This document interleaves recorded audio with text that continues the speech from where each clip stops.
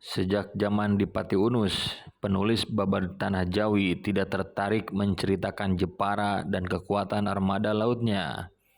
Ketika Ratu Kalinyamat yang ditetapkan sebagai pahlawan nasional tahun 2023 memimpin Jepara dan melanjutkan tradisi maritim Dipati Unus juga tidak dilirik oleh penulis Babad Tanah Jawi. Mengutip Tom Pires, De Graaf, dan Pigaud menyebut Dipati Unus berasal keluarga kelas buruh di Kalimantan sebelah Darabaya. Kakek Dipati Unus dari Kalimantan merantau ke Malaka.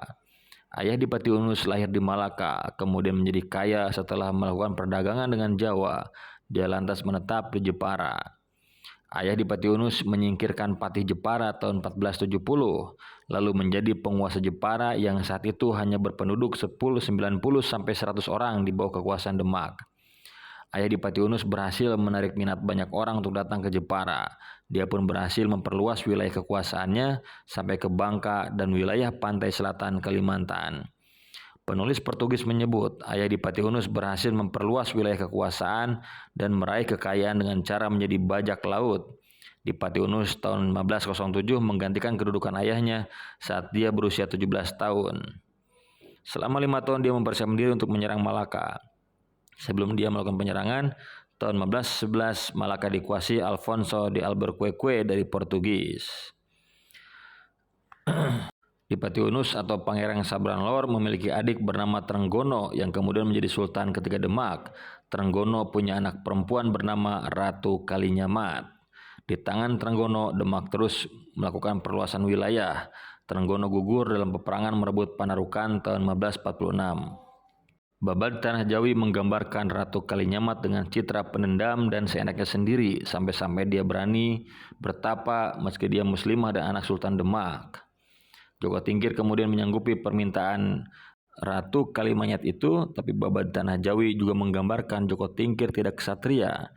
Dia menyanggupi permintaan kakaknya setelah diiming-imingi akan diberi selir Pangeran Kalinyamat. Setelah Joko Tingkir berhasil menyingkirkan Aryo Penangsang, Ratu Kalinyamat melanjutkan tradisi maritim yang telah dirintis oleh Dipati Unus. Suaminya Pangeran Kalinyamat meninggal dengan warisan kapal-kapal. De Graaf dan Pigaud menyebut Pangeran Kalinyamat sebagai juragan kapal. Tahun 1551, Ratu Kalinyamat menyerang Malaka, tapi juga mengalami nasib seperti Dipati Unus, gagal. Pada 1574, Jepara mengirim armadanya lagi kini lebih kuat ke Malaka, tapi lagi-lagi gagal. Ketika melakukan penyerangan tentu ia tidak sendirian, dia menggalang kekuatan dari negeri-negeri lainnya.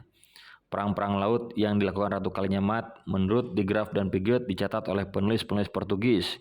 Penulis-penulis Portugis itu juga mencatat pertempuran armada laut Ratu Kalinyamat di Maluku yang membantu persekutuan Hite yang telah meminta bantuan kepadanya untuk mengusir Portugis dari Ambon.